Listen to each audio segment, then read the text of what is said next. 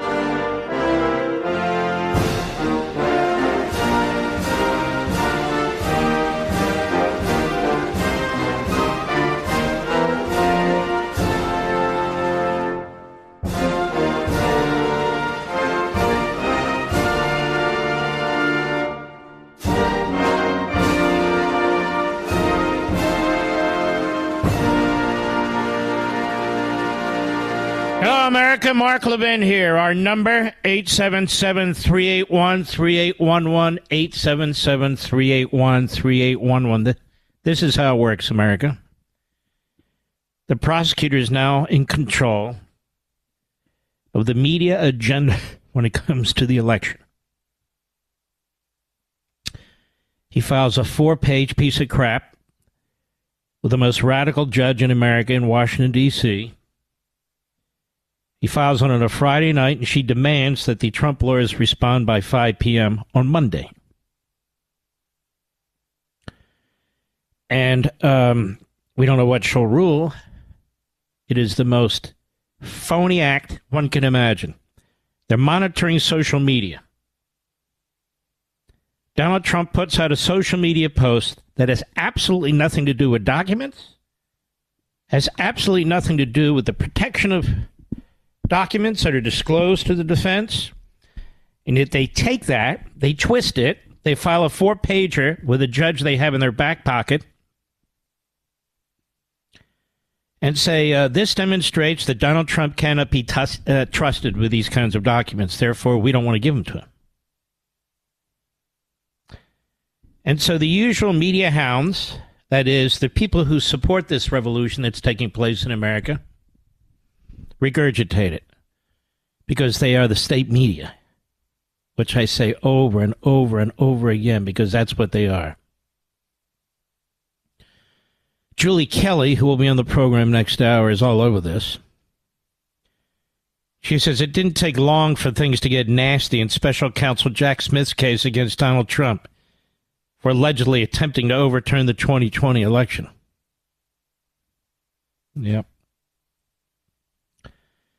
The former president already faces a nearly insurmountable challenge in receiving a fair process, let alone a fair trial in the nation's capital. Following the announcement last week that a D.C. grand jury indicted Trump on 4 counts related to the events on January 6th, Trump's luck went from bad to worse when the case landed on the docket of Tanya Chutkan, an Obama-appointed judge with a record of imposing the toughest sentences against January 6 defendants. In fact, Trump would have been hard-pressed to find a more biased, conflicted judge than Chutkan, who authored a landmark opinion denying Trump's claim of executive privilege and ordering him to produce months of records to the House Democrats' January 6 committee, arguing Trump was not a king. On January 6, 2021, hundreds of rioters converged on the U.S. Capitol, Chutkan wrote, in November 2021. They scaled walls, demolished barricades, smashed windows, in a violent attempt to gain control of the building and stop the certification of the 2020 presidential election results. This unprecedented attempt to prevent the lawful transfer of power from one administration to the next caused property damage, injuries, death. For the first time since the election of 1860, the transfer of executive power was distinctly not peaceful.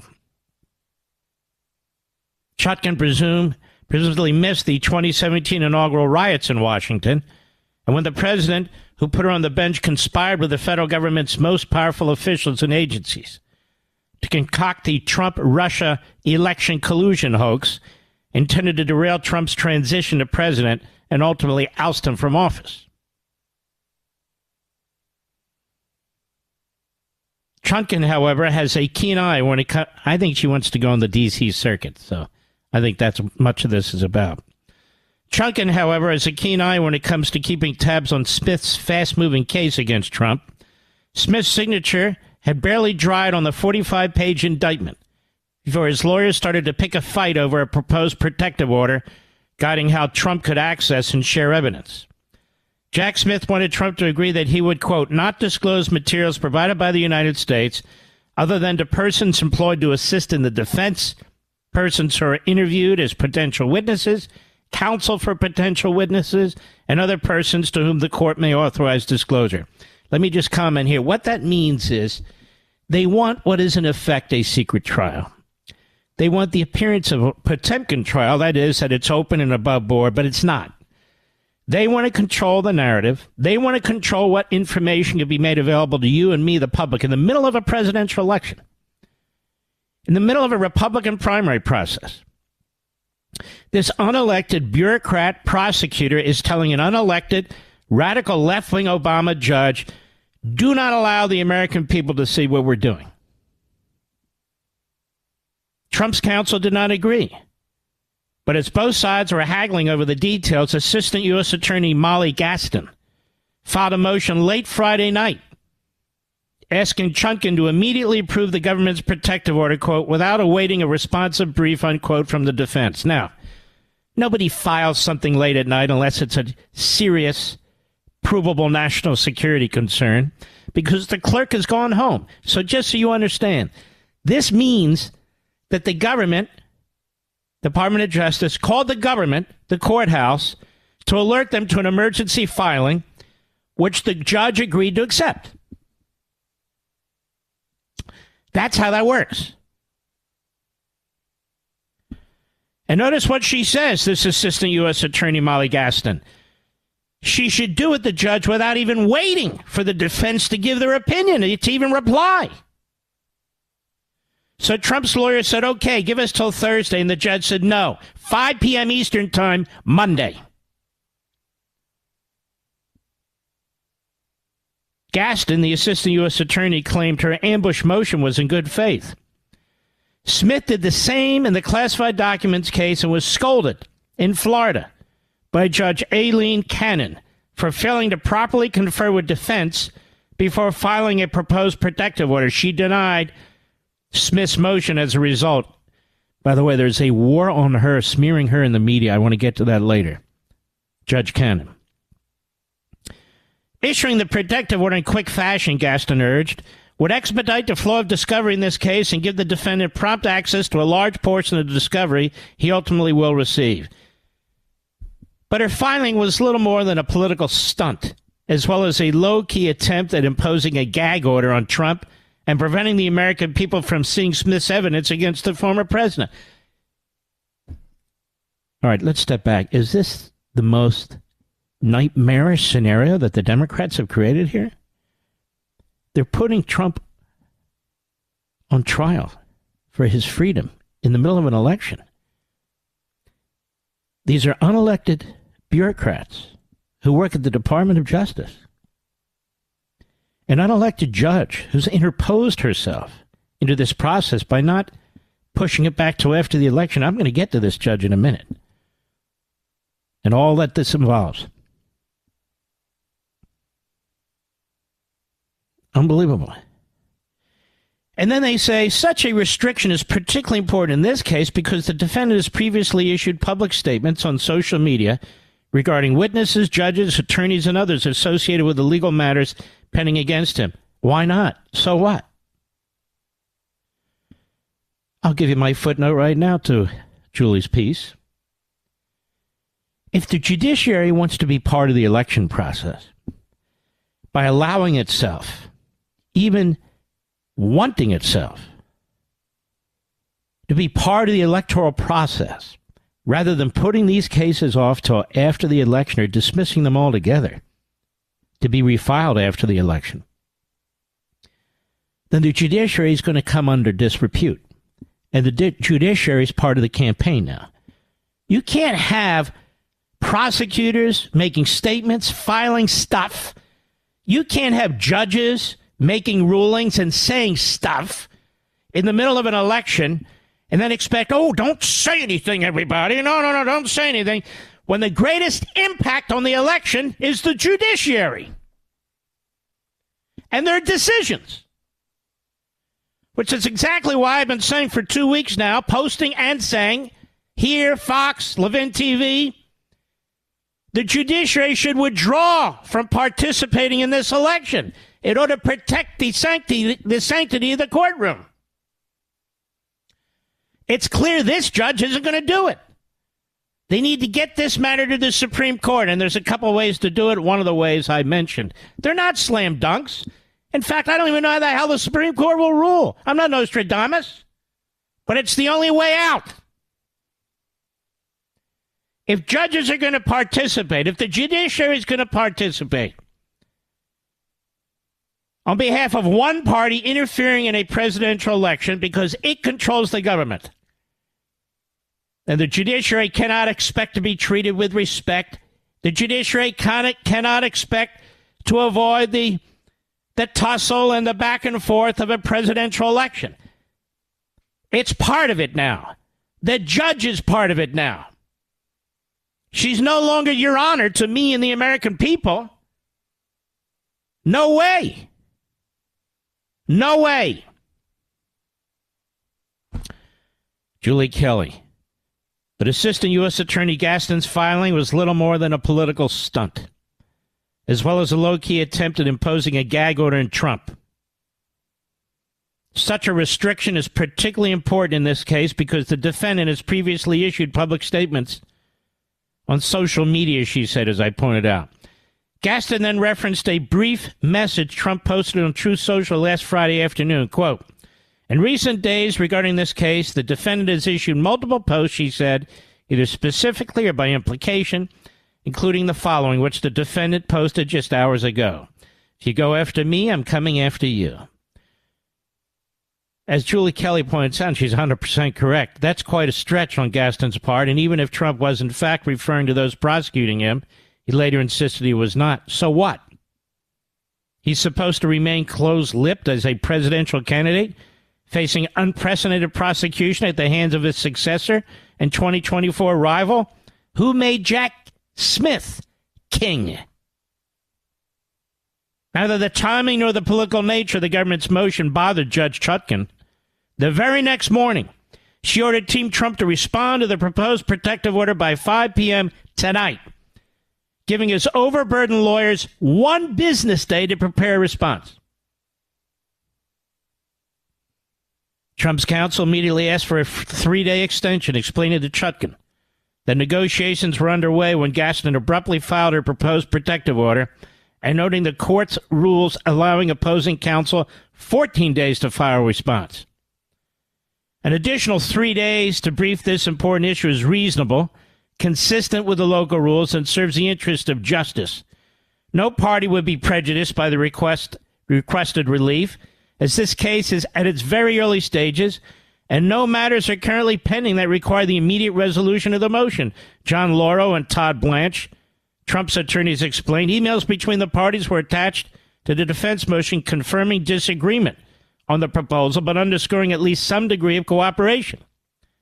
And that's when the threats began. In a follow-up motion, U.S. Attorney Gaston warned Smith's office would not produce discovery, the government's collection of evidence in a case, until Trump's team agreed to the protective order. Quote, the government stands ready to press send on with discovery production. The defendant is standing in the way. The court should deny the motion. What a bunch of friggin' Stalinists. Judge Chutkan, to the surprise of no one, obeyed. She obeyed what Smith wanted. She denied the request for a 3-day extension and reestablished the deadline, 5 p.m. this evening, which has since passed. During a Sunday interview, Trump lawyer Lauro told CNN's Dana Bash why his client would not agree to the proposed protective order. We will not agree to keep information that's not sensitive from the press. Press and the American people in a campaign season have a right to know what the evidence is in this case, provided that this evidence is not protected otherwise. But Bash, along with her media cohorts and the Democrat judge, are unconcerned with the high level of secrecy sought by Smith's team in two unprecedented cases against a former president. Not only will Trump not get a fair shake in D.C., his trial in the court of public opinion won't fare any better at this rate. Now you know the whole story. Now you know. And look at the media. The Praetorian Guard media. The Pravda of America. Cheering on the Stalinists, because they are Stalinists. I'll be right back. Mark Levin.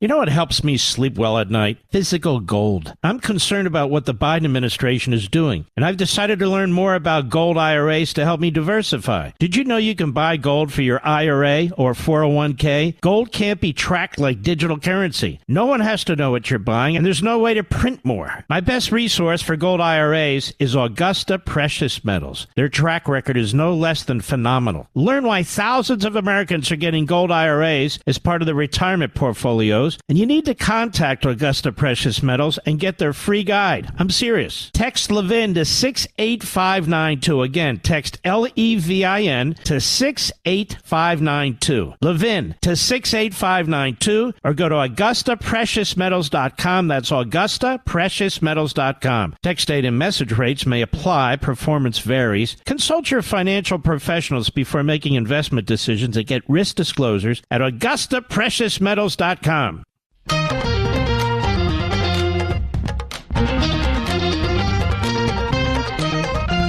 Gabe Kaminsky is an excellent reporter at the Washington Examiner. He's a Justice Department prosecutor for Trump cases, donated thousands to Biden and Democrats. They're in your face with this stuff now. They could care less. An ex-top New York City prosecutor working with the Justice Department, Special Counsel Jack Smith, on investigations related to former President Trump, has given large donations to campaigns for top Democrats, including President Joe Biden, records show. And by the way, the rest of the media know this. They certainly know it now that Kaminsky's written this. David Rody, R-O-D-Y, is one of several veteran attorneys helping to advise Smith, who's overseen 2 indictments against Trump related to the former president's alleged efforts to challenge the 2020 election. His involvement in the January 6th Capitol riot. There was no involvement. As well as his handling of classified information. Rody, who in 2022 left his role as a partner in a major law firm, Sidley Austin, to join the DOJ as a senior counsel in the criminal division, gave $5,600 to the Biden campaign in 2020. That's the max. And almost $7,000 to other Democrat causes from 2018 to 2022, according to campaign finance disclosures. How in the hell do they get away with this? Where is the rules of professional conduct? Why aren't they being applied? Where is the D.C. bar? Are you as corrupt as the people you're supposed to be overseeing? You know what helps me sleep well at night? Physical gold. I'm concerned about what the Biden administration is doing, and I've decided to learn more about gold IRAs to help me diversify. Did you know you can buy gold for your IRA or 401k? Gold can't be tracked like digital currency. No one has to know what you're buying, and there's no way to print more. My best resource for gold IRAs is Augusta Precious Metals. Their track record is no less than phenomenal. Learn why thousands of Americans are getting gold IRAs as part of their retirement portfolios, and you need to contact Augusta Precious Metals and get their free guide. I'm serious. Text Levin to 68592. Again, text LEVIN to 68592. Levin to 68592, or go to AugustaPreciousMetals.com. That's AugustaPreciousMetals.com. Text date and message rates may apply. Performance varies. Consult your financial professionals before making investment decisions and get risk disclosures at AugustaPreciousMetals.com.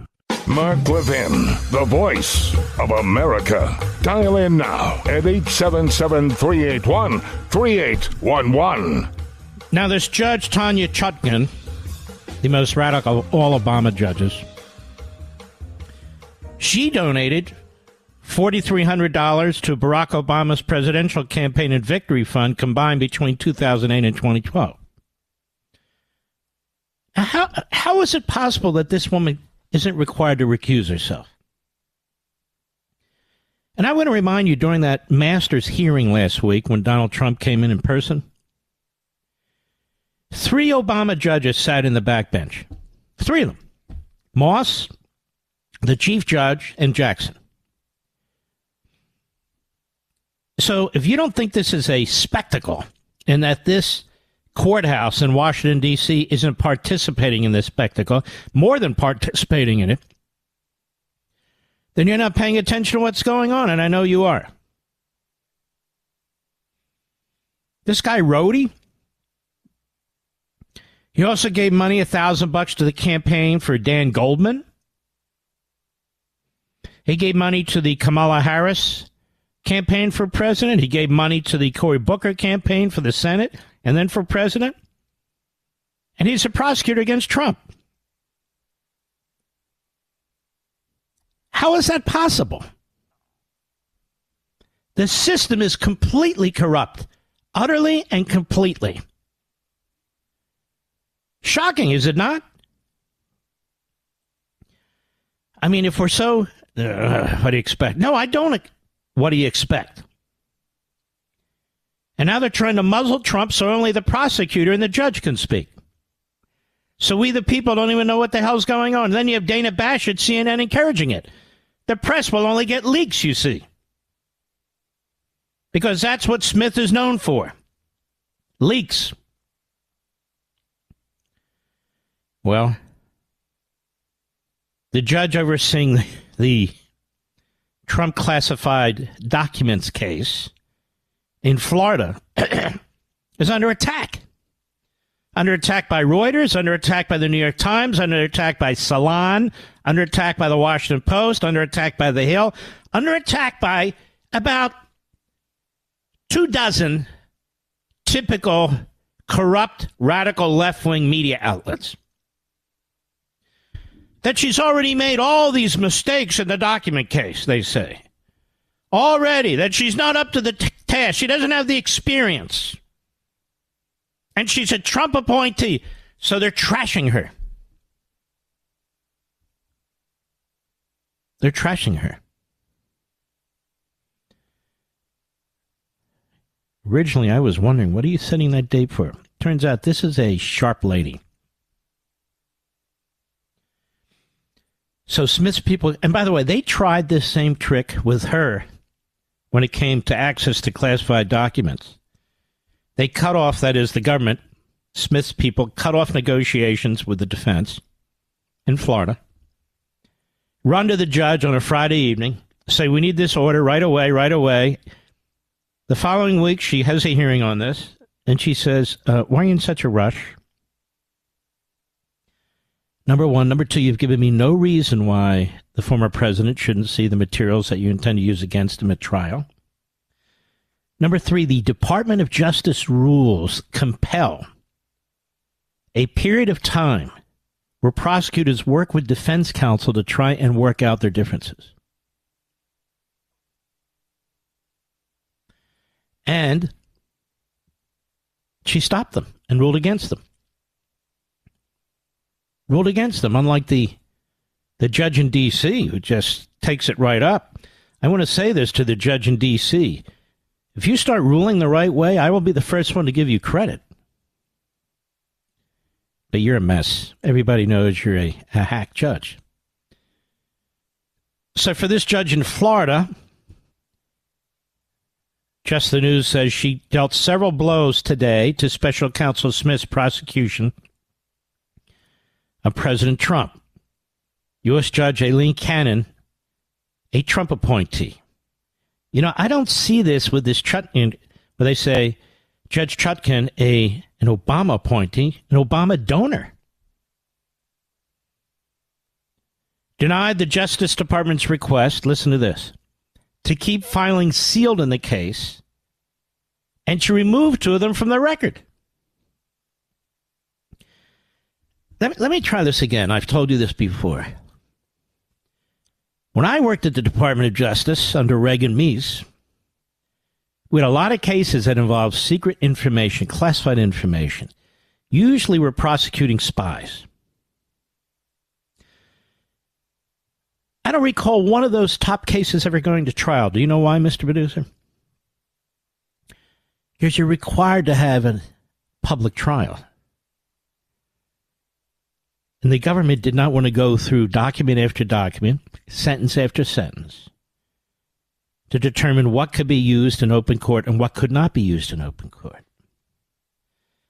And so the Department of Justice took the position, if we can get somebody to plead guilty to 30 years or life in prison as opposed to the death penalty, we'll take it. Because otherwise, in order to prosecute our case, we have to turn this stuff over to the defense, because how else are you going to defend yourself, spy or no spy, if documents are being used that you don't have access to? So the government has to make a decision. You sure you want a full-blown trial or not? So what they're trying to do to Trump is they're treating him worse than a spy. They're saying, we want a trial, and we want these documents concealed. And she says, you do? They say, yes. She says, not happening. The special counsel asked for some materials in the case to be sealed from the public, but Judge Cannon wrote in her brief that the agency's arguments, quote, fail to satisfy the burden of establishing a sufficient legal or factual basis to warrant sealing them. See, they're used to walking into these D.C. courts and getting everything they want. Hunter Biden getting everything they want. They just figure all these judges are just going to cave, because most of them do. Because most of them do. So she's under withering attack. Now, the woman went to Michigan Law School. She went to Duke undergrad. She's obviously quite brilliant. But she's not part of the East Coast Ivy League. She's not part of the Washington, D.C., New York City legal community. Just like the judge in Wilmington, Delaware, is not. So they're not in these social circles. They're not part of the social circle that talks about this stuff among themselves. They're just doing their damn jobs. So she comes under attack. But she did more. This is something I've been talking about here, on Fox, on Levin TV. She said to the prosecutors, why did you bring these 4 additional charges in front of a grand jury in Washington, D.C., when the case is here in Florida? Are you prosecuting this case in 2 districts? She wants additional information about the continuing use of an outside state jury in the case. Now, to my chagrin, the Trump lawyers down there didn't bring this up. They should have moved. They heard what I said. They should have filed a motion, or even on their own. And I would have filed a motion to have all these charges dropped. If they want to bring them again, bring them in Florida. But I would go further. I would say that the damage has been done. Now, why does this matter, America? 2 reasons. The Department of Justice rules are abundantly clear. You are not to have a grand jury investigation in a district like Washington, D.C., when the events you're investigating occurred in another district, like the Southern District of Florida. Otherwise, prosecutors will venue shop. Why did he go to Washington, D.C.? Because Washington, D.C. voted 94% for Joe Biden. That's why. That's why. And then they send it down to Florida and they say, okay, we just do our rubber. We'll read the indictments. We'll explain the indictments. And all the grand jury in Florida has to do is rubber stamp that. And then, they come up with their fancy phrases. Re-indict or super indict or whatever it is. Here's the problem, the second problem. That grand jury in Florida didn't see the witnesses. They didn't hear from the witnesses. They were not part of the investigative process. This is a truly sleazy, unethical, diabolical move by the prosecutor. So in Florida, the judge is saying, wait a minute, whoa. Why are you adding these additional 4 counts? Indictments that you bring in Washington, D.C. for a case that's in Florida. An out-of-state grand jury. Do you see how sleazy this is? And these people are? It's the worst. It's the worst I've ever seen in my life. And I've seen a lot. It's just incredible. And they're doing this. Let's step back. A documents case? That case is as phony as a $3 bill. Presidential Records Act is the controlling law. It's not even mentioned. They want the court to look at the Espionage Act. Never been applied against the president. It's never supposed to be applied against the president.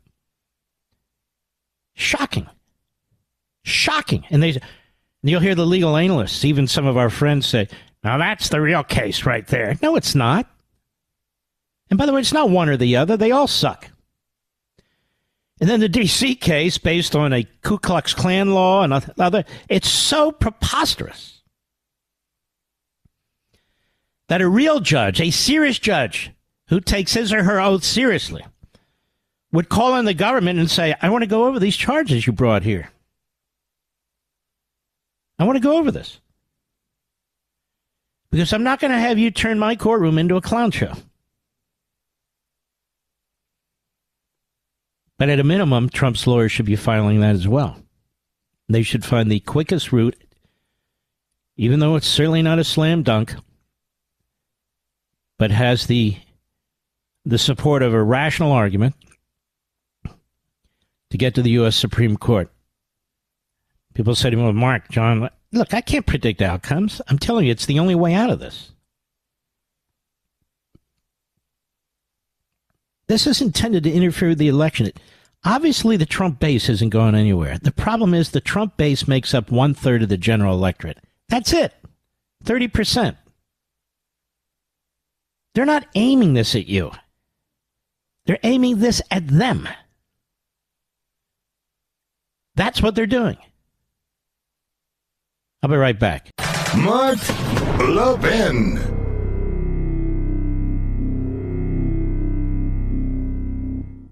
You know what helps me sleep well at night? Physical gold. I'm concerned about what the Biden administration is doing, and I've decided to learn more about gold IRAs to help me diversify. Did you know you can buy gold for your IRA or 401k? Gold can't be tracked like digital currency. No one has to know what you're buying, and there's no way to print more. My best resource for gold IRAs is Augusta Precious Metals. Their track record is no less than phenomenal. Learn why thousands of Americans are getting gold IRAs as part of their retirement portfolios, and you need to contact Augusta Precious Metals and get their free guide. I'm serious. Text Levin to 68592. Again, text LEVIN to 68592. Levin to 68592, or go to AugustaPreciousMetals.com. That's AugustaPreciousMetals.com. Text date and message rates may apply. Performance varies. Consult your financial professionals before making investment decisions and get risk disclosures at AugustaPreciousMetals.com.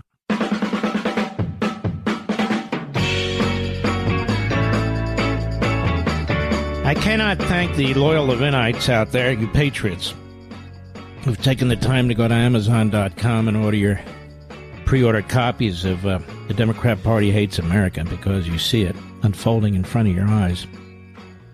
The clock is ticking. We're getting much, much closer now to the launch date in September. I'm hoping more and more of you will participate in this.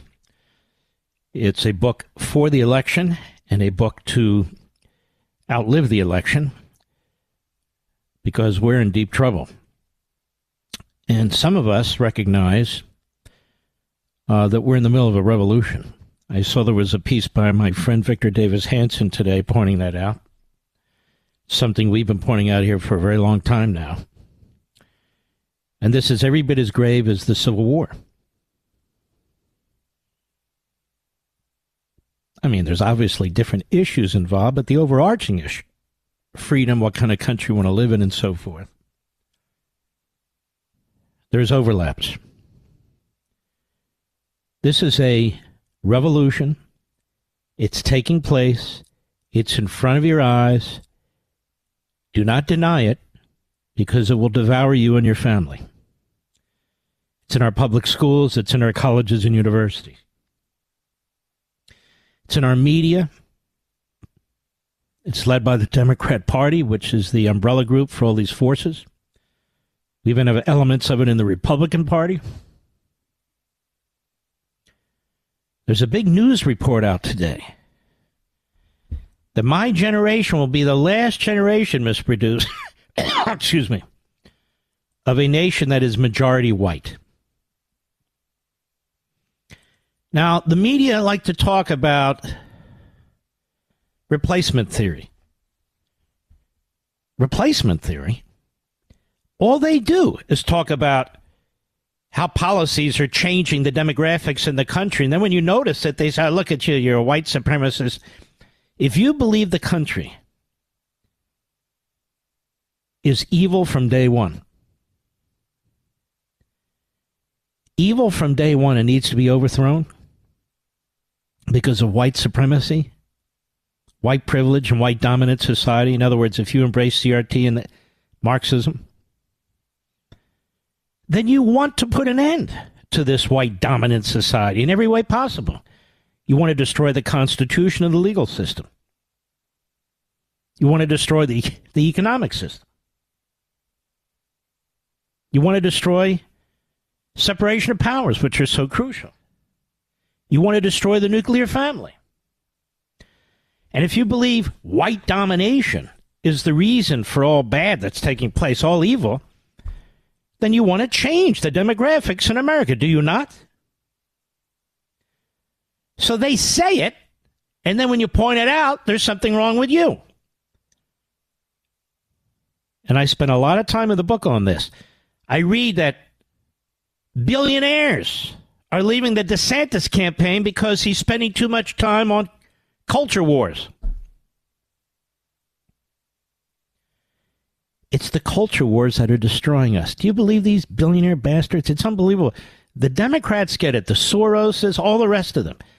They spend billions on the culture wars. And we have billionaires abandoning candidates because they're confronting the culture war and trying to defeat it. You need to spend more time on regulations and a lot less time on the culture wars. They're prepared to surrender. It's okay, they'll send their kids to some highfalutin schools or hire tutors or whatever the hell it is. Nah. But this is a revolution that's taking place. And I want to talk about that more in a moment. I'll be right back. This segment of the podcast is exclusively sponsored by Pure Talk. Pure Talk offers great coverage and can save your family money on your wireless bill every single month. Go to puretalk.com to find the plan that's right for you. Thank you again for listening, and thank you so much for this sponsorship, Pure Talk. He's here. He's here. Now, broadcasting from the underground command post, deep in the bowels of a hidden bunker, somewhere under the brick and steel of a nondescript building, we've once again made contact with our leader, Mark Levin. Hello, America. Mark Levin here. Our number, 877-381-3811. 877-381-3811. There was a piece in the New York Times last year in which there is rather extensive discussion about how Joe Biden and people who report to them are very, very disappointed in how Merrick Garland has been conducting himself as Attorney General. And they say, look, Biden says, I don't need a ponderous judge. I need somebody who's going to, make sure that Trump's never president again. He's a danger to the country. He's a danger to the country. We can't have him here. Now, this was in the New York Times, so it was obviously meant for Garland and the boys and girls over at the DOJ to read and to comprehend. And they have. So when they say there's been no direct contact, number one, I don't believe it for 2 minutes. They say that about Hunter Biden and China and Joe Biden. They're lying through their false teeth. But that said, when you leak that kind of stuff to the New York Times, you have a purpose in mind.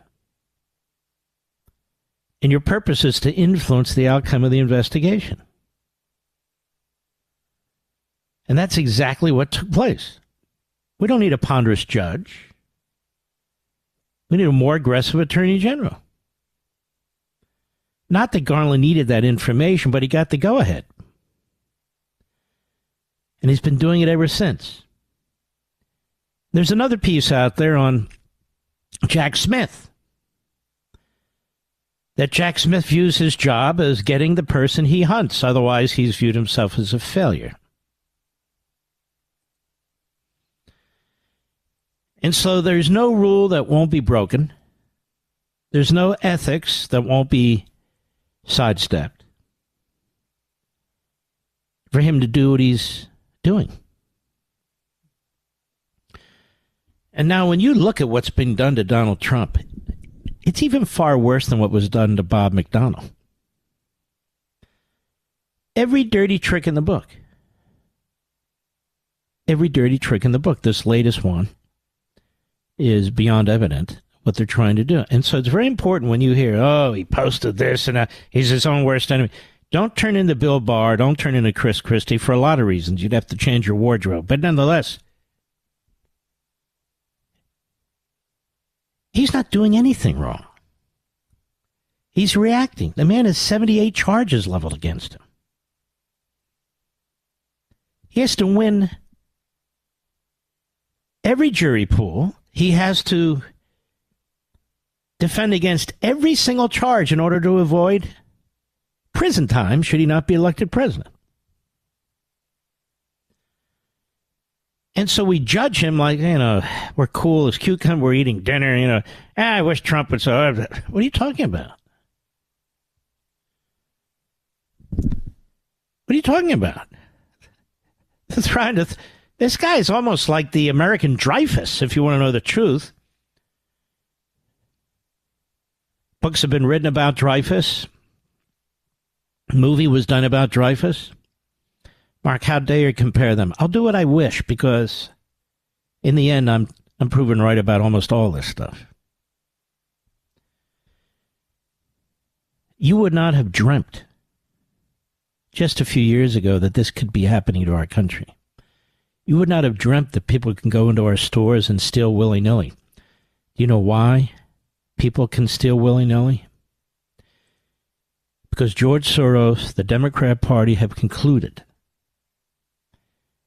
that property rights don't mean anything in a white supremacist society. So go at it. This is how we redistribute. This is how we do it. The law's corrupt. The capitalism is corrupt. The fact that some have and some don't, that's corrupt. As I say, we're in the middle of a revolution. And I've been saying this, and now I've written an entire book on it. And the Democrat Party hates America. They're leading the revolution. They are the revolution. This is what we need to understand and comprehend. What's being done to Donald Trump, what would be done to DeSantis, what's being done most of all to we the people, is being done by this corrupt Marxist party. That's what it is now.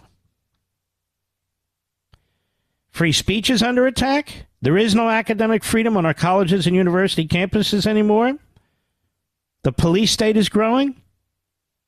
You have the government banning household products, regulating more and more of how you live your life.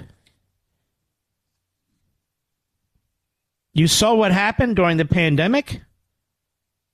Republicans, yes, but mostly Democrats. Their lust for power? You saw what took place? Unbelievable. Crime's completely out of control, even on public transportation. Schools don't educate. Police budgets are still being slashed. You've got prosecutors and judges who will not put people in prison. You've got our borders wide open with millions of new illegal aliens here.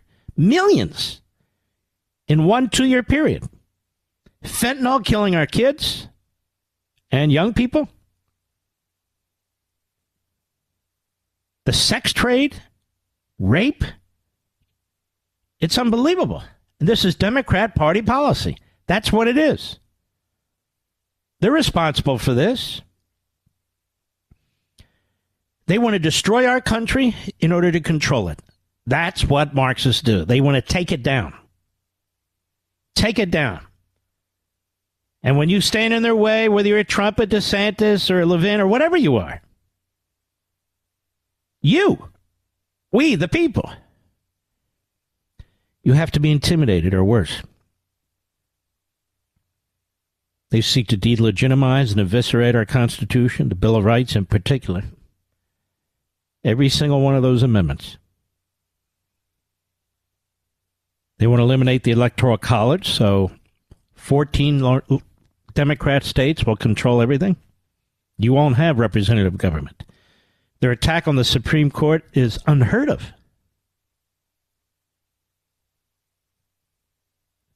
To intimidate the court. They reject separation of powers. That's why Biden keeps issuing executive orders. So he's not going to work with Republicans in Congress. He doesn't have to, in his view. And, of course, the targeting of political opponents, whether they're pro-lifers, whether they're parishioners at Catholic churches that use the Latin Mass, whether they're parents, and, of course, Donald Trump. They are trying to smother him with indictments, with expenses. They're trying to make it impossible for him to exercise his due process rights. They're trying to make it impossible for him, obviously, to win the presidency. This is what Obama called the fundamental transformation of America and his lovely wife. He wasn't alone. Bernie Sanders believes in the fundamental transformation of America. Elizabeth Warren believes in the fundamental transformation of America. Chuck Schumer, Nancy Pelosi, all these people who have benefited from this country. Doesn't matter. There's no bounds to the power they want to exercise over us. And so when you have billionaire donors to DeSantis, there's an article today, that's why I'm pointing it out. So we don't really want to get involved with these woke battles. We want tax cuts and regulation reductions. These people are the enemy. We should be rewarding Republicans, conservatives who stand up to this. They shouldn't be bled dry by the billionaire elites and their damn ESG and all the rest of it. Well, we have Julie Kelly coming on now. I don't think you're going to want to miss this. We'll be right back. Mark Levin.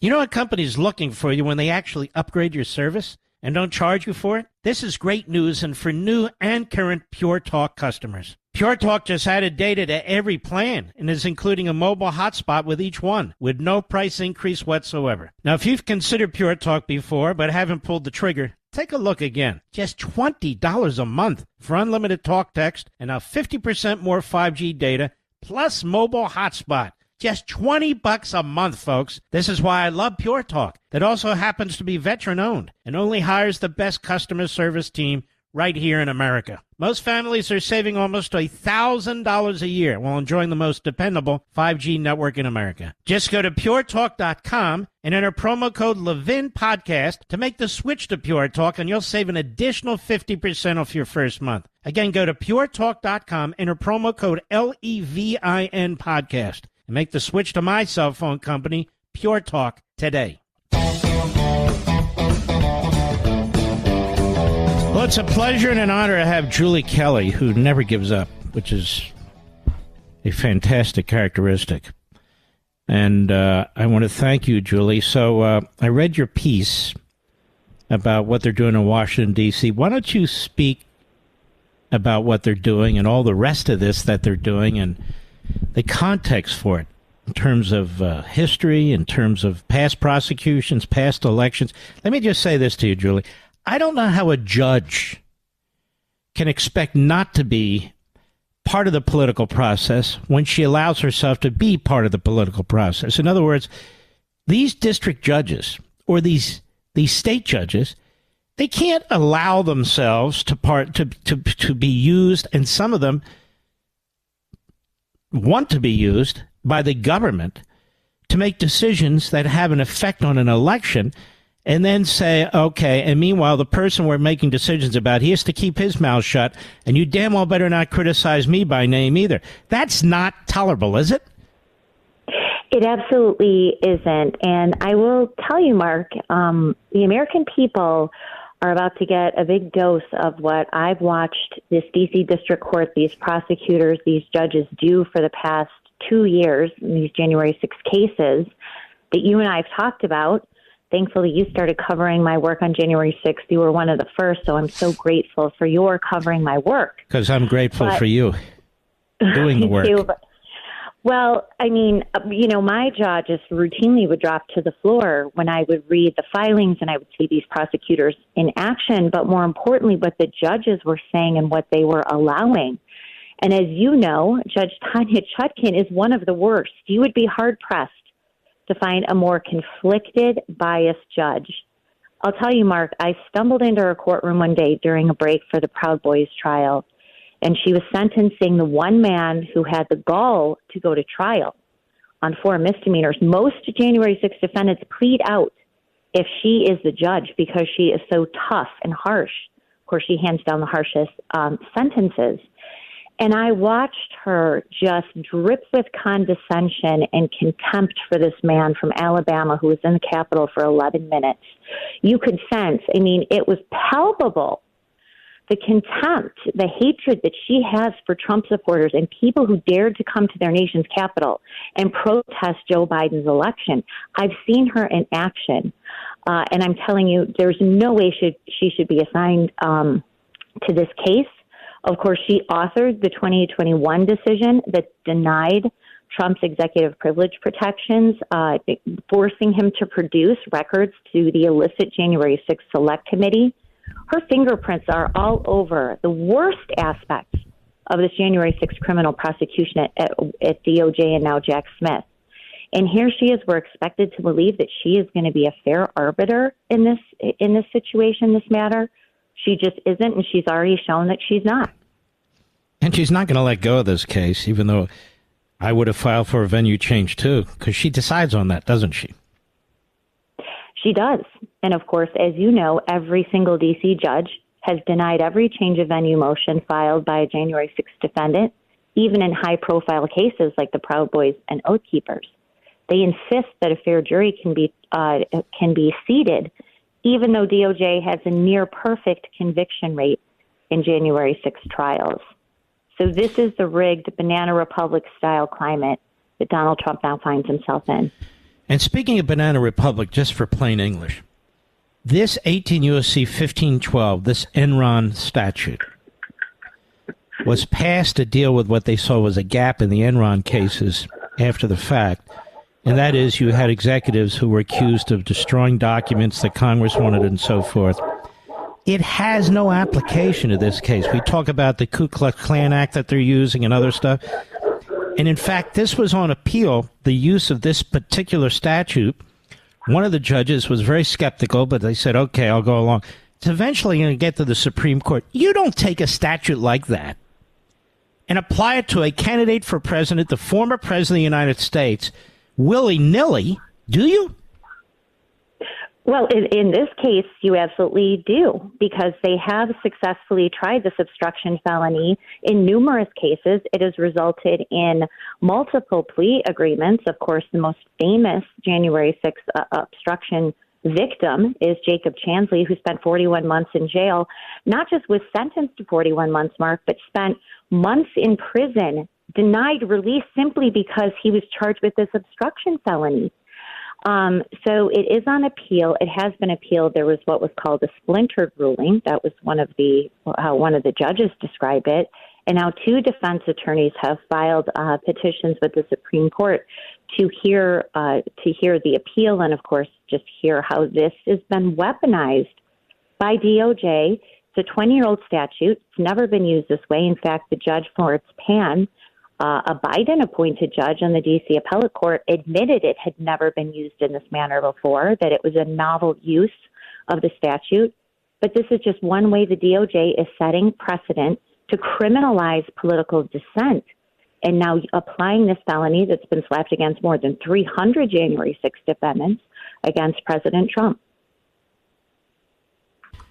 I think the only hope here, and it's not a slam dunk, that's for sure, is to try and get this case, or a case, in front of the Supreme Court for this reason. I've been harking on this now for a couple of weeks. People are starting to pick up on it, Julie. I went back and I read the 1973 decision from the Office of Legal Counsel, the Nixon Justice Department, and then the 2000 decision from the Clinton Justice Department, the Office of Legal Counsel, which is the brain trust of the Department of Justice.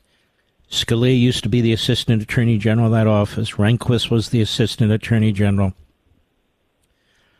And I read it. I've read it before.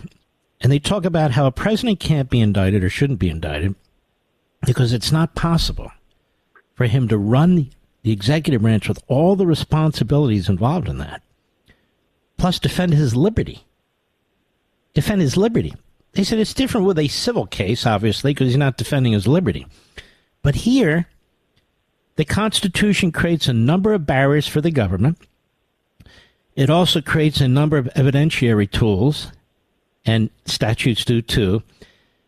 And a defendant has to spend an enormous amount of time with their lawyers in order to fight for their liberty and stay out of prison. So you can't have a president doing that. And they said the stigma that attaches to being indicted while you're president. So I'm looking at this and I'm saying, I understand Donald Trump or any candidate's not president, but he's running for president. And he cannot possibly defend himself, not just against one slew of indictments, what are going to be 4 different slews of indictments, where they're tripping over each other on court dates, on the calendar of the courts. He has to work with his lawyers to go through videotapes. He has to work with his lawyers to go through over 1 million pages of documents, and at the same time have a chance of running for president of the United States. I want to talk to you about this, Julie, and get your opinion when we return. We'll be right back. You know, a company's looking for you when they actually upgrade your service and don't charge you for it? This is great news, and for new and current Pure Talk customers. Pure Talk just added data to every plan and is including a mobile hotspot with each one, with no price increase whatsoever. Now, if you've considered Pure Talk before but haven't pulled the trigger, take a look again. Just $20 a month for unlimited talk, text, and now 50% more 5G data, plus mobile hotspot. Just $20 a month, folks. This is why I love Pure Talk. That also happens to be veteran-owned and only hires the best customer service team right here in America. Most families are saving almost $1,000 a year while enjoying the most dependable 5G network in America. Just go to puretalk.com and enter promo code Levin Podcast to make the switch to Pure Talk, and you'll save an additional 50% off your first month. Again, go to puretalk.com, enter promo code LEVIN Podcast, and make the switch to my cell phone company, Pure Talk, today. Mark Levin, the thunder on the right. Call in now, 877-381-3811. Julie Kelly, really, it's not possible for somebody to defend themselves against what will be 100 charges. any one of which can put them in federal prison or state prison and run for president. Isn't that the goal here? To cripple him? Yes, it absolutely is. I mean, if you look at the classified documents case in southern Florida, there's already 1 million pages of discovery that defense counsel has been warned about, in addition to 3 years' worth of security footage from Mar-a-Lago. 9 months that they took from the security footage, DOJ and FBI took, from multiple cameras. So they have to look at all of that in the classified documents case. Then you turn to this case, and it will be more discovery, more evidence in this case because of the number of witnesses and all of the transcripts. And I mean, this is a far more wide-ranging case. Now, in the classified documents case, Donald Trump has to go to a secure facility with his defense attorneys to look at these alleged classified records. He can't see them in his home. He can't take notes. They can't be shared. Some of the files he's not even allowed to see under a pending protective order. So not only are they overwhelming him with these criminal cases and the amount of discovery, they are going out of their way to limit his ability to even see the evidence against him, which was the essence of this new protective order, basically a gag order, but also requiring even regular discovery materials to be classified, to be designated as sensitive. So he can't access them. They can't post them in any hearings or motions or anything as this heads towards trial. They are making it impossible not just to run for president, but more importantly, Mark, to defend himself, as any American citizen should be able to do. That's how malicious, abusive, and retaliatory this Department of Justice is. And Judge Chutkan is going to let them get away with it. Judge Aileen Cannon, not so much. 2 points. You raise executive privilege and then attorney-client privilege, and Trump was denied both. And both of those should have been allowed. The attorney-client privilege that was litigated in secret, it wasn't even litigated. It was presented in secret. The judge orders that significant amounts of information, and his lead lawyer in the documents case, he can testify, present his notes, serves as the basis for most of the charges, and it's still under seal. Even Trump hasn't seen it. And then you have executive privilege. You talk about this other judge. When they waived executive privilege for Trump, and by the way, Biden refused to insist on it for Trump, that is what allowed, in essence, Mike Pence's notes and his testimony to come into the grand jury. So here, Trump's confidential, privileged discussions with his attorneys, that goes to the grand jury, and Trump's privileged discussions with his vice president, that goes to the grand jury. Have you ever heard anything so outrageous in your life? I haven't. It's just remarkable. And, you know, Mark, and thank you for covering my work, but people can check out my Substack, Declassified with Julie Kelly, and I give a good background into the classified documents case and Judge Aileen Cannon's involvement there. And what she called out today was something very important, and that is the fact that the Department of Justice and then Jack Smith conducted 99% of the classified documents investigation in Washington, D.C. That's how they got D.C. Chief Judge Beryl Howell, another Obama judge who used to be a Democratic Senate staffer, brazen hatred towards Donald Trump and his supporters.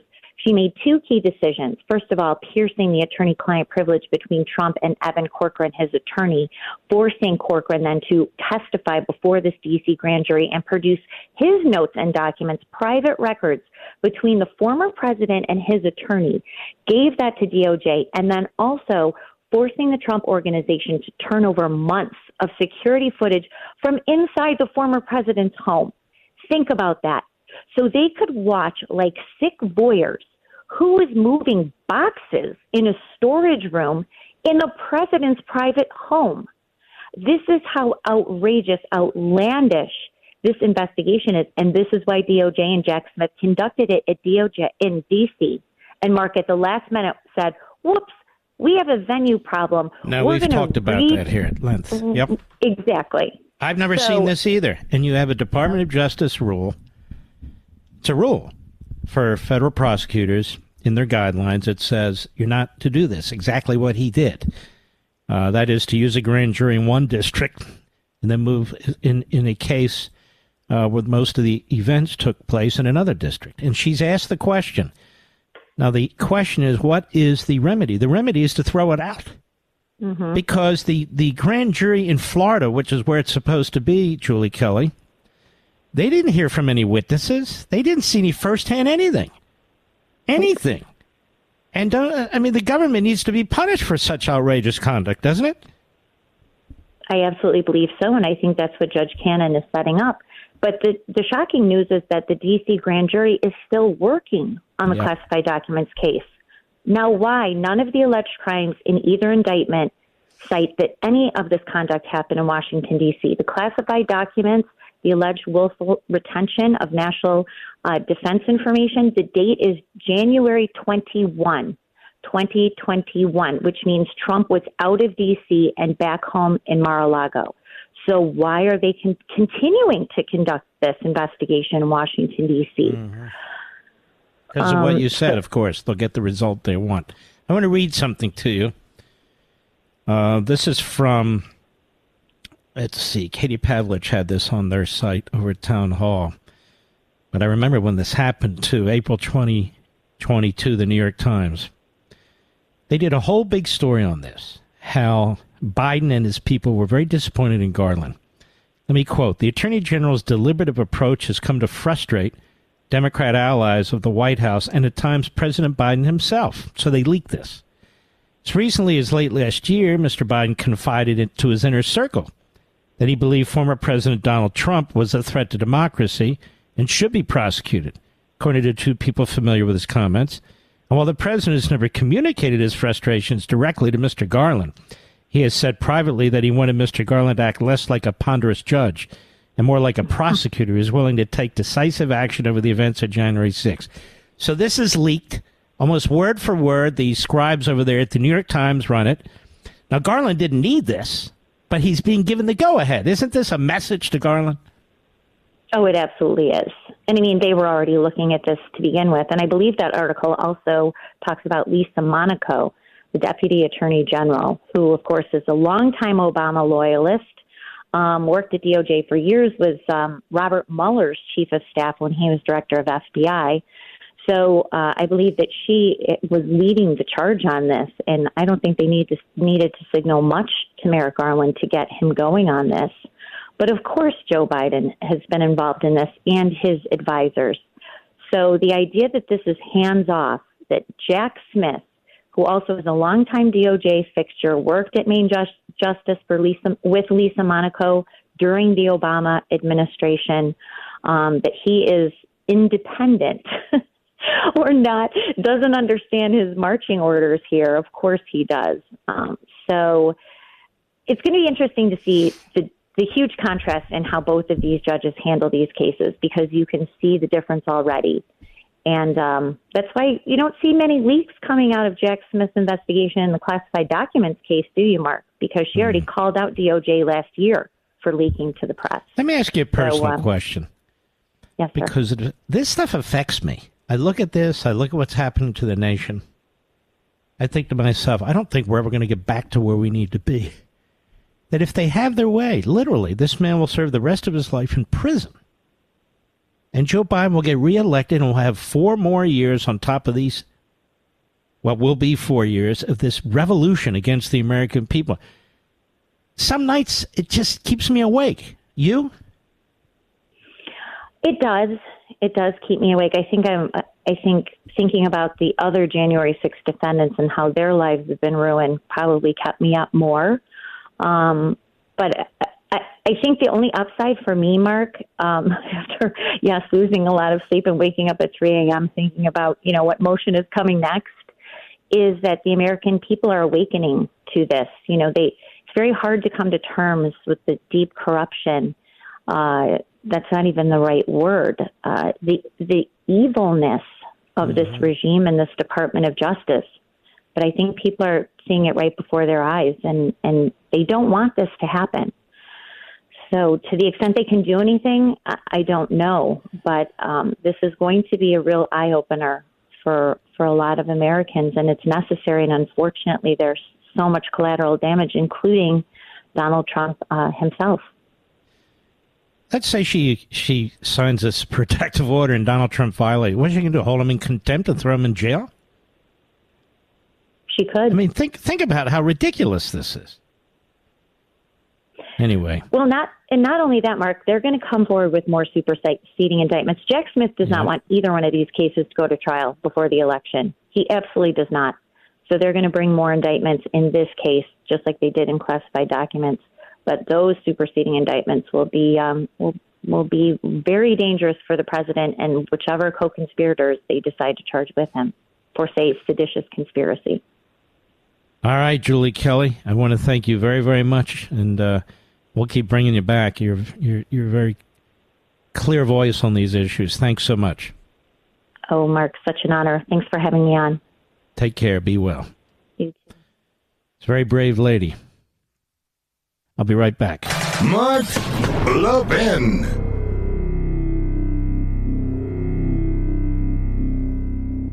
You know what company's looking for you when they actually upgrade your service and don't charge you for it? This is great news, and for new and current Pure Talk customers. Pure Talk just added data to every plan and is including a mobile hotspot with each one with no price increase whatsoever. Now, if you've considered Pure Talk before but haven't pulled the trigger, take a look again. Just $20 a month for unlimited talk, text, and now 50% more 5G data plus mobile hotspot. Just $20 a month, folks. This is why I love Pure Talk. That also happens to be veteran-owned and only hires the best customer service team right here in America. Most families are saving almost $1,000 a year while enjoying the most dependable 5G network in America. Just go to puretalk.com and enter promo code Levin Podcast to make the switch to Pure Talk, and you'll save an additional 50% off your first month. Again, go to puretalk.com, enter promo code LEVIN Podcast, and make the switch to my cell phone company, Pure Talk, today. A couple of things have happened internationally that are a big deal. Most of you say, well, Niger, a coup, who cares? It's all the way over there. Let me tell you something. Niger was an ally of ours. It's an elected government. We have a lot of CIA operatives there to help us keep an eye on what's going on in Africa with China, in Iran, and other countries, Russia. And I'm no doubt we're going to have to pull them out. We also have special forces there that enable us to move quickly throughout parts of North Africa and so forth. We're going to have to pull them out too. This was a coup. It was a coup supported and funded by Vladimir Putin and Russia, for all you guys that love Putin and Russia. And so now that's another country, another ally lost to the United States. This is a big deal what's going on in this world now. Then they have 11 naval battleships right off the coast of Alaska in our face. And we have to hustle to send 4 destroyers. One from Pearl Harbor, one at Japan, I don't know, the other 2. We're outnumbered right now, and we're outgunned. And the military, the Communist Chinese military, is on a spending binge on their military. Their Navy is larger than ours, and it's going to get much larger than ours because they have not stopped. They keep producing ships. And if we get caught behind on this, it is a big deal to produce a ship. It costs a lot of money. It takes a lot of lead time, and we are flat-footed yet again. This should be a warning to the United States. Instead, we're chasing UFOs. We're trying to destroy a former president. We're worried about incandescent bulbs. Are you kidding me? This is a nation in decline, not because of you and me. We're the ones who keep banging the pots and pans. This revolution is killing our country right in front of your eyes. Right in front of your eyes. We've got to get the word out. We've got to wake up our fellow citizens. There's a third of us, 30% or so, who get it, but the other 70% don't. Mark, all you do is talk to the choir, right? No! I wrote this book so you can take it to everyone you know. We're not on the precipice. We're in the abyss trying to claw our way out. And you and I, we're always a year or more ahead of everybody else, whether it's the term Marxism, whether it's warning about what's happening with China, whether it's warning what's happening with the Department of Justice, whether it's motions that need to be filed. We're way ahead of the curve. Why? Because I don't take the weekends off and I don't run around having a grand old time and chasing this and running that. I can't. I can't.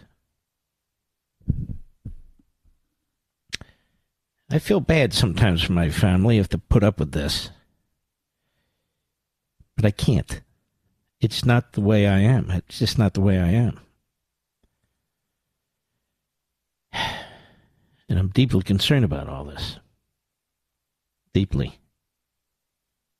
And so I write a book, Democrat Party Hates America. All you have to do is read it. You don't have to write it. And this is where we are. It's unfortunate, but this is where we are. All right, I want to tell you about innovation refunds. Mr. Producer, I already did innovation refunds. So do I want to talk about something else? Yeah, that would help. There you go. We knew we'd get to them. Very, very important. We'll be right back.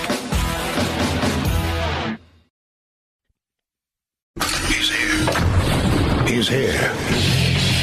Now, broadcasting from the underground command post, deep in the bowels of a hidden bunker, somewhere under the brick and steel of a nondescript building, we've once again made contact with our leader, Mark Levin.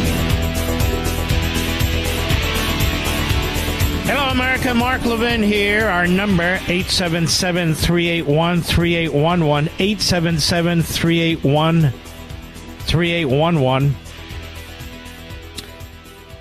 Look at this with the climate change BS. Just the news.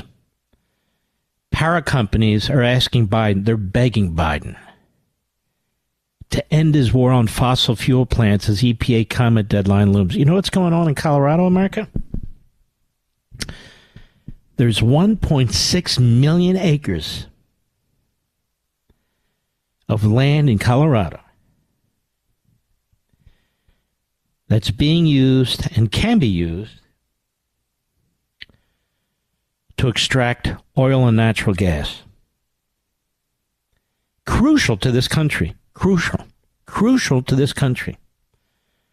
Joe Biden is on the precipice of locking it up with an executive order, calling it a memorial. So that would be land that could not be used, resources that cannot be used. This is how they're destroying household products, the automobile. They're destroying your lifestyle. Let me ask that question that Reagan asked. When he was running against Jimmy Carter. Are you better off today than you were 4 years ago? Are you better off today than you were 4 years ago? Have you noticed that gasoline prices are skyrocketing again? Biden was going to buy more oil for the strategic reserve since he depleted it in such a massive way. He put a hold on that. Because he didn't want you to link his actions with the increased price in fuel. He wanted you to blame the oil companies. The oil companies want to drill. The refineries want to refine. That's how they make money. They're in business. And these power companies, how do you think they get electricity? With coal, nuclear, oil, and natural gas. They don't just snap their fingers. Electricity providers recently spoke out against the Biden administration's attack on the fossil fuel industry, specifically power plants, ladies and gentlemen. You know, you rely on them for air conditioning, you rely on them for heating, warning that the speed at which officials are pursuing a green energy transition risks significant energy shortages. Now, this has to be what? The 500th point that I've made on this, or article that I've read on this? So when it comes, you know who's responsible for it, because it's coming. It's happening. It's going to happen. According to a report from the Washington Times, Southwest Power Pool's executive vice president, Lanny Nickel, recently said that though he's not advocating Biden double down on conventional energy sources, he does think the U.S. needs to slow down with stripping assets from our energy footprint. Lanny's company oversees power grids across 14 states. This guy knows what he's talking about, including Kansas and Oklahoma, portions of New Mexico and Texas, Arkansas, Louisiana, Missouri, South Dakota, North Dakota, Montana, Minnesota, Iowa, Wyoming, and Nebraska. Tri-State Generation and Transmission's Barry Ingold gave a similar cautionary statement about the fossil phase-out, pleading for a balanced portfolio. As we're taking coal plants offline, our challenge is going to be, can you build a gas plant that bridges that gap? The answer is no. No. And what the Democrats do is they lie. M.A. Biden's EPA proposed a rule that would require coal-fired plants across the country, listen to this, to eliminate or capture nearly all carbon emissions released by 2038 or be subject to mandatory closure. The government is going to shut down coal-powered plants. It's going to shut them down. Even environmentalists, some, say this capture stuff is all BS. It's all BS. We can't capture most of it. The preliminary list of public speakers at a June public hearing show no energy producers listed. The EPA will no longer accept public comment on the rule after August 8, 2023, and apparently they're not going to accept public comment from energy producers. That's like the over 400 reporters now who've been axed, A-X-E-D, not A-S-K-E-D, axed. From the White House press pool. Did you hear that one, Mr. Producer? Over 400. You know, Trump gets rid of this Acosta because he's disrupting the press conference, and all the media groups, they all get together, circle the wagons, all go to court. Some Trump hack district court judge. I told you before how many of these judges get their jobs. That has nothing to do with Trump. They're deals that they have to make. Rules that it's a violation of the First Amendment. Excuse me? Meanwhile, Biden not only doesn't hold press conferences, he's blowing out the press he doesn't like from the press pew. Heard about this? No, of course not. So here we have comments, public comments on this rule, and not a single fossil fuel company is invited to speak. In March, energy costs for American families were up at a 10-year high, with some seeing their expenses rise twice as fast as inflation. Meanwhile, energy costs are hitting people's wallets even when they're on the road. U.S. gas prices are back on the rise, crossing $3.73. Where I am, I just saw $3.95. And it's a pretty good gas station. $3.95. The highest since November 2022. How many reports have you seen on this? None. As of Friday, that number already rose to $3.83, according to AAA, up more than 30%. Excuse me, check that. Up more than 30 cents from a month ago. As I say to you many, many times, how the hell do people on fixed incomes or minimum wage, how do they live day to day with these prices? I don't know how they do it. Just the News spoke with the U.S. Oil and Gas Association President Tim Stewart, invoked Germany's deindustrialization as an example of high energy cost consequences. Really? How long has Mark been talking about the degrowth movement? You can call it deindustrialization. It is the degrowth movement. It's not about clean air. It's not about clean water. It's not about quote-unquote clean energy. They are literally shrinking our economy. Germany's slow deindustrialization process because of high energy costs is really sort of sending shockwaves and a clear signal to other countries saying, maybe this wasn't such a good idea after all. But if you're an ideologue and a revolutionary, it's a great idea because you don't give a damn about the people or the size of the economy. You're trying to take control of people's lives.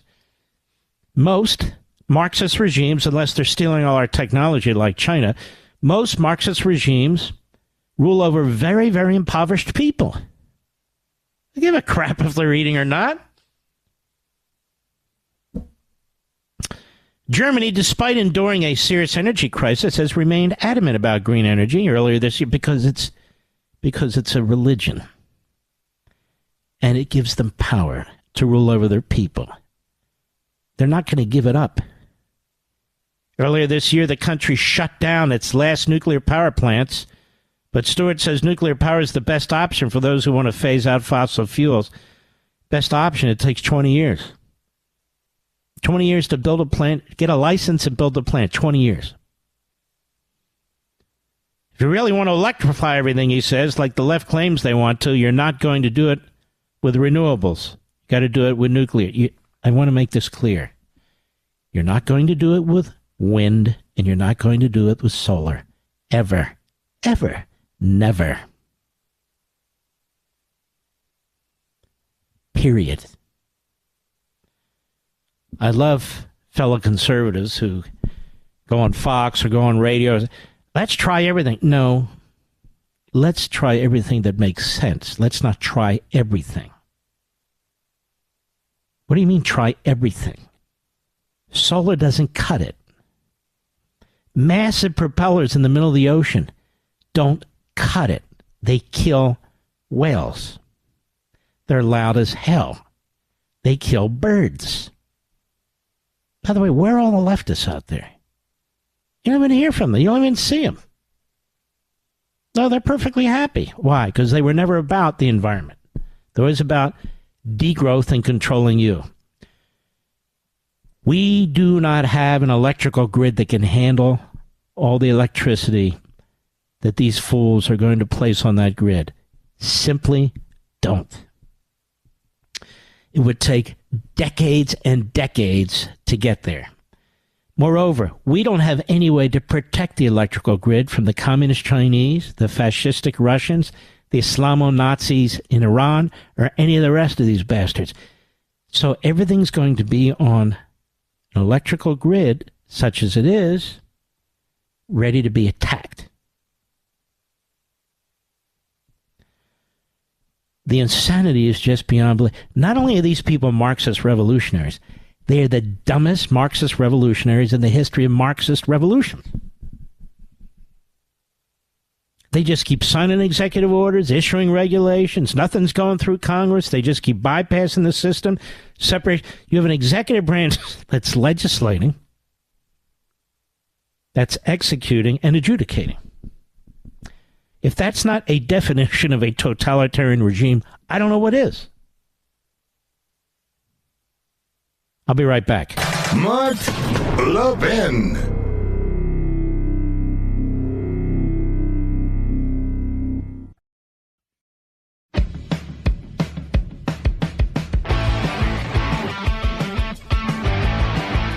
By the way, as we prepare this great launch for The Democrat Party Hates America, my new book, I'm going through some of the social media video that we've put together. It's killer. You're going to love it. We're going where no man has gone before. Yes. And, of course, we will announce the book signings again. I'll announce them tomorrow. We'll figure out the Reagan Library thing so I can get that announced. And so we're really sharpening, getting ready for this. I'm strongly trying to encourage as many of you as possible to get ahead of us. Get ahead of us. Go pre-order your copies now. So you're in the queue when they come out. Get your 40% off. Amazon.com. And we have wonderful retailers who are taking the book. Costco, Barnes & Noble, Walmart. What else? Help me. The other big box stores. Jeez. Well, Amazon, of course. the other big retailers out there, Books A Million. What's that? Yeah, Barnes & Noble. Yep. They do a great job, too, and there's a lot of them out there. So we're very excited about it. They're taking a lot of books. And, look, I know it's summertime. People want to get away from this stuff. The problem is this stuff is devouring us. The revolutionaries, the Marxists, they don't rest during the summer. That funny, Mr. Producer? They don't rest at all. They're ready to roll, baby. So we were just talking about climate, right? Well, climate change and the degrowth movement in the 1970s was a Marxist movement, a European Marxist movement that's been exported to the United States, like all Marxist movements have been. Marxism is not something that grew out of the American system. It grows out of these European systems and then is exported to the United States. Marxists, fascists, autocrats generally explain away the horrendous and barbaric conditions they create, yet still appeal or attempt to appeal to the so-called masses by focusing on the paradise they promise in the future. And that's what makes it so alluring. There's nothing cerebral or intelligent or substantive. Everybody should have health care. Oh, yes. The earth is hot in the summer. We should make it cooler. Yes. Yes. If only you and every other individual surrenders more of your free will, in whole or in part, to a small cabal of activists, revolutionaries, government bureaucrats, and politicians, ultimately autocratic masterminds who claim to speak for and represent the people. There's no better subject to illustrate such a colossal deception in today's world as climate change, which is central to the Democrat Party's growing authoritarianism over all aspects of American life. There's not a damn appliance in your home that they're not controlling as I speak. And this is just the beginning. Every weather event or natural disaster that causes discomfort, damage, or death is attributed to this climate change, the gods of climate change, which in turn is said to require major changes in the quality of your life, the capitalist system, a reduction in economic growth and prosperity, increased taxation and regulation, the surrender of national sovereignty to international governing organizations, and or the significant expanse of domestic governmental power. Indeed, every household product from gas stoves, gas stoves and light bulbs and dishwashers to air conditioners, washing machines, automobiles, anything else that uses energy is now subject to government control. When did that happen? Just now. That's 2 years. You didn't see it? Oh, yeah. And you know what's next? I've told you this. And I explain this in the book. That comes out of the book. The Democrat Party Hates America. Oh, yes. And we know what's next because they're already doing it. The housing and urban development started under Obama, stopped under Trump. Now it's back with Biden, and he's pushing it hard. Federal zoning. They don't want single-family homes anymore. Look in your community. What's springing up? Townhouses, apartment buildings, and condos, right? Pretty much. They want heavy, densely populated facilities. Not single-family homes. You know, for the sake of the weather. What happens when there's blackouts and brownouts and the electrical grid can't handle your automobile? They're going to control who can drive, when they can drive. If you have 4 cars, 2 cars, 3 cars, maybe they'll only allow you to use 1. They're going to monitor how far you drive. They're going to put devices on your cars. How do we know it? It's already being proposed. Already. I'm not making it up. They want everything to be very tight, like all urban areas. They want to turn the suburbs into tight-knit urban areas. They want to determine where the libraries are, where the ball fields are. They want to make these decisions in Washington. Nothing anymore is protected under the Constitution. Not a former president of the United States, not your right to bear arms, not our sovereignty, not private property rights, nothing. Zero. I'll be right back. America's most powerful conservative voice. The Mark Levin Show. Dial in now. 877-381-3811. Yes, for those who've asked, Hannity will be interviewing me for a full hour on his program as soon as the book comes out. Pete Hegseth will be interviewing me for a full hour on Life, Liberty, and Levin, as we did a few years back. So we're going to dig in heavy here, and we hope you'll be in a position to follow along. So this is just a very crucial event, and the books that I write and that you purchase and do so it's very honorable. I'm very honored to have you out there doing this sort of thing. They make a difference, or nobody would care. So that's why we got to keep at it. And let's see, I wanted to do this. Chris Christie. Let's see here. I just had it here. Chris Christie. Where's Chris Christie, Mr. Producer? He's probably on Hugh's show, I'm guessing. I don't know.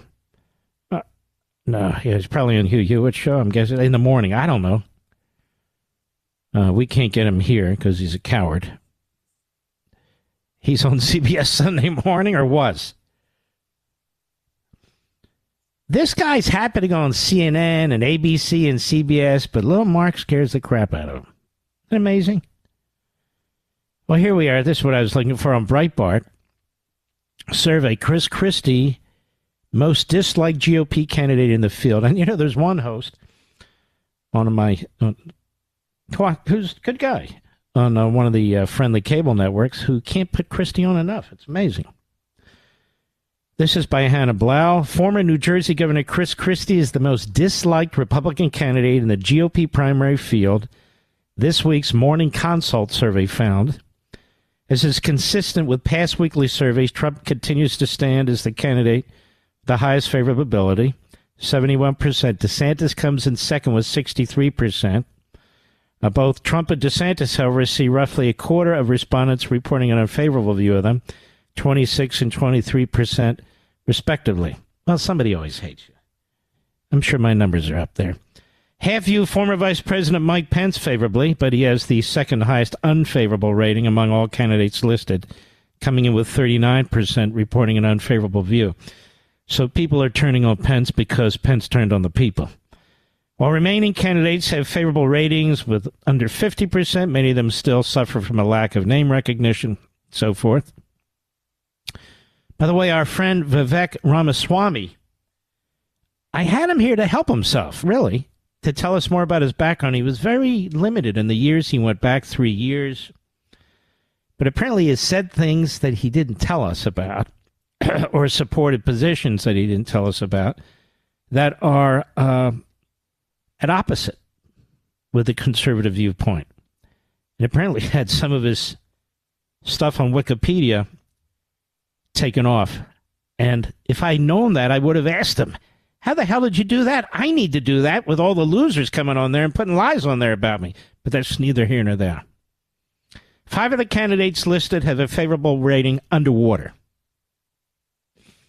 Former Arkansas Governor Asa Hutchinson, Miami Mayor Francis Suarez, North Dakota Governor Doug Burgum, former Representative Will Hurd, and former New Jersey Governor Chris Christie, the last of whom has the highest unfavorable rating of all the candidates. 54% do not like Chris. Double D Chris, Mr. Producer. Although it's really double C, Chris Christie, but we prefer to call him double D. 45% view Christie unfavorably. Well, that's our man, right? What's he going to run on exactly? That he hates Trump? Christie got booed at the Faith and Freedom Coalition conference. Did you know that? Christie's one of 7 candidates who is reportedly qualified for the first Republican primary debate. I guess Ronna McDaniel over there at the RNC changed her rules because one of the rules was if you're not going to endorse the candidate who gets nominated, then you can't debate. And Christie has said he will not support Trump. So how did that happen? How's he on there? I'm just curious. Maine's unclear how he'll be received by the audience in Milwaukee, Wisconsin, August 23, given the fact that the audience at the Faith and Freedom Coalition Road to Majority Policy Conference booed him after he used his June speech to diss Trump. Hey, big boy. I won't call you fat boy. That's not polite anymore. You're not allowed to say fat boy. So, big boy, why don't you tell us what you're running on, for God's, in your case, what are you waddling on? What is your agenda?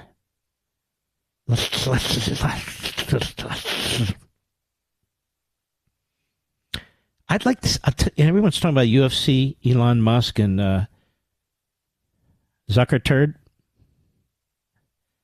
Major news shows are covering this. I'll tell you the fight I'd like to see, America. Bill Barr and Chris Christie. Oh, yeah. They can get dressed like those Japanese wrestlers. With the big diapers, you know? Yeah, the sumo wrestlers. Wouldn't you love to see them, Mr. Producer, in the middle of the ring? These two... Just wearing the big diapers, you know, the wraparound diapers, and there they are wrestling each other in the middle of the ring. I would actually bet on Barr there. I think I'd bet on Barr. Why? How do I know? I just think Barr could take Christie in a sumo wrestling match. By the way, Will Hurd, that's a pretty weird name, Will Hurd, isn't it? Since nobody's ever heard of Will. You think, Mr. There's a guy that was elected to Congress for one term because he couldn't get elected again. So he decided, I'm going to run for president. These kind of hangers-on. Asa Hutchinson. Nobody knows what this clown stands for. We do know that Sarah Huckabee Sanders is doing a hell of a job as a governor in Arkansas.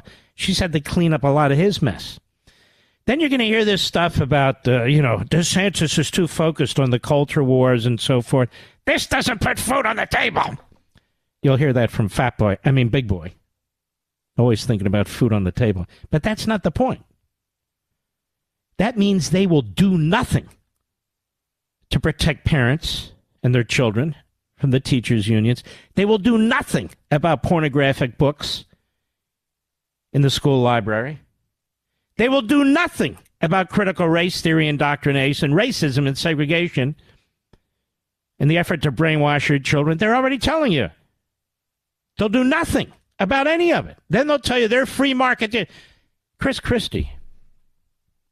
Are people flocking to New Jersey, Mr. Producer? Like they are to, say, Florida or Tennessee or Texas? No. People are trying to get out. When I was a kid, New Jersey didn't have an income tax. Had one of the lowest sales tax in the country.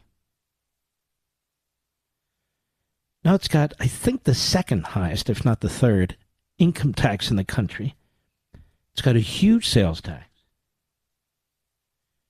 And it's got the worst unfunded pension plan for public sector employees in the whole nation. Behind Illinois. Crime in New Jersey's through the roof. Educational quality's through the floor. And now Chris Christie wants to run for president because he did such a damn good job in New Jersey. He didn't do anything. That's why he's running after Trump. That's how he gets these radio gigs and TV gigs and these speaker gigs. Shut up, you slob. Have another hot dog. By the way, Joey Chestnut, the hot dog king, Mr. Producer, the guy weighs like 73 pounds. Have you ever noticed? He's a skinny guy. I don't even want to ask, where does he put all those hot dogs? Because it could be in a place I don't want to know about. Now, that said, Look at Chris Christie. You've got Laurel and Hardy there. You got Chestnut and you got Christie, right? Laurel and Hardy. Wouldn't you bet on Big Boy to win the hot dog eating contest? But you'd be wrong. The skinny guy wins. How's that possible? Seriously. Where does it go? I don't know. And the funny thing about Christie, didn't he get one of those clamps on his belly, Mr. Producer, I think? I thought he did have gastric bypass. Rather than gastricitis or whatever the hell they call it. But yeah, apparently it didn't work. Apparently it didn't work. He did have it. See, I told you. Didn't work? Huh? Say again? He had a lap band? What the hell's that? So you tell me he had a double? Oh, yeah, that, he probably can't get through the TSA, any of these systems. Yeah, right. No. I think he has an internal garter belt that's trying to hold him together, but maybe not. Maybe I'm being too tough on him. Maybe I'm not. But you remember there he is on the beach, puts out a governor's order. I hope Brett Baer and Martha McCollum ask him about this. Nobody was allowed on the beach, remember? Everybody had to shutter at home. And then there's some guy in a helicopter or something. Like, what the hell is that? Is that a sperm whale? What the hell is that? Is that a sperm whale? What is that? No, it's the governor. Oh, my God. Honey, turn away. Turn away. You don't want to see this. No, he's the Cape May orca. We used to call, of course, Kennedy the Cape Cod orca, but out of deference to his memory, we would never call him the Cape Cod orca anymore. I was walking the dogs the other night, Ronnie and Toby, and I stepped in something, Mr. Producer. I stepped in something. I stepped in Bidenomics. It was a disaster. It was all over my sneakers. I tried to wash it off, but I can't get rid of this Bidenomics.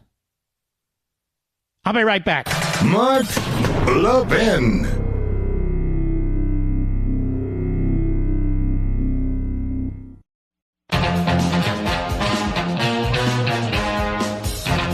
I've explained in the past, some detail, how most drag queens are like fat white guys. Are they not, Mr. Producer? I shall not tell a lie. Now, it's not exclusive, of course. Just most of them are fat white guys. So if the sumo wrestling doesn't work out for these two, they can always try that, don't you think? I could see Christie as a drag queen, couldn't you, Mr. Producer? Now, I wouldn't want to look at it, but I'm saying I could see it. I could see it.